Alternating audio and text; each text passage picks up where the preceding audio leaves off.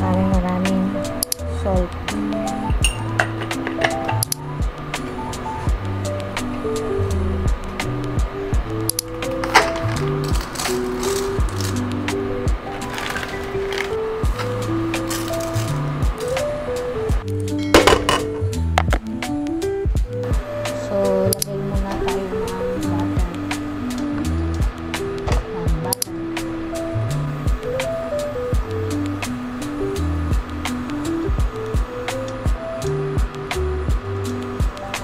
Then, sasayin natin yung onions.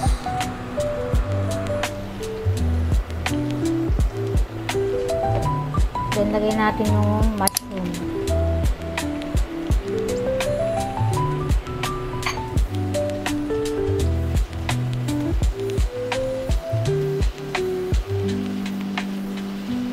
Ito, kung ano lang yung nakita kong mga sobrang ingredients sa ref tsaka freezer, gagawin natin pasta. So, bago pa masira yung mushroom.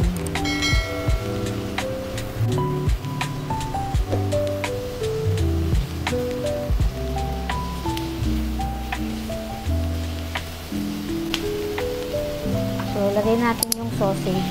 What's your ultimate comfort food and why?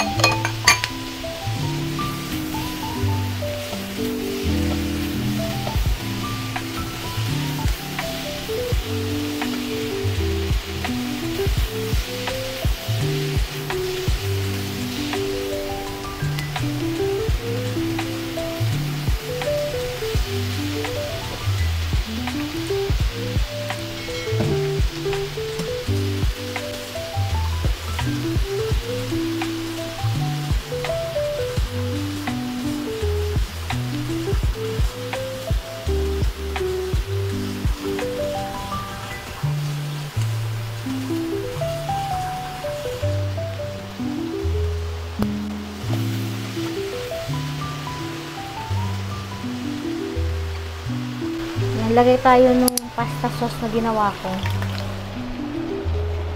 Basic pasta sauce lang to.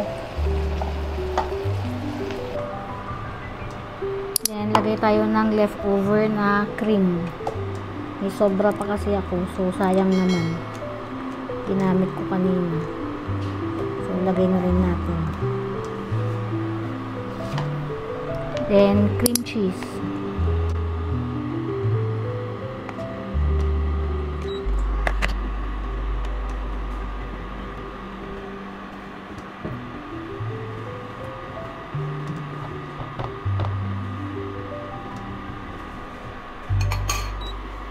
What country are you from?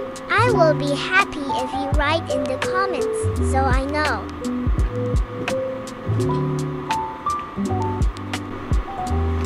Mabilis lang to guys kasi yung sauce niya pre-cook ko na galing sa freezer. Usually ginagawa ko, nag-a-advance akong magluto ng iba't ibang klaseng pasta sauce para in case na maisipang magpasta, ilalabas na lang. Usually ang shelf life naman nito is 2 to 3 weeks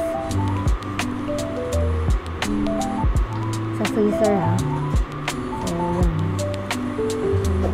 imimix na lang natin siya at maluto lang yung mushroom at saka yung sausage.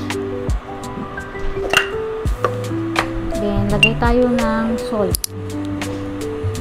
and lalagay tayo ng parmesan.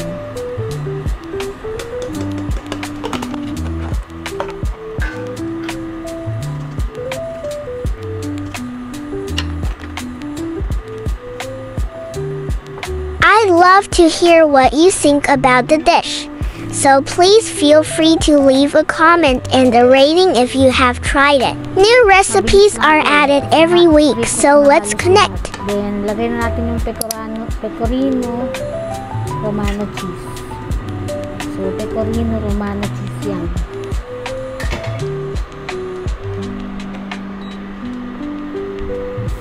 Pwede itong i-bake, pwedeng as is.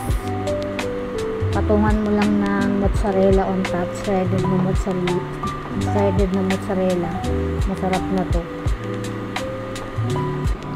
So ayan, di ba mabilis lang kasi nga ano eh, pre-cook na lahat, pati yung red sauce niya. So So maganda to pag nagmamadali o tinatamad magluto.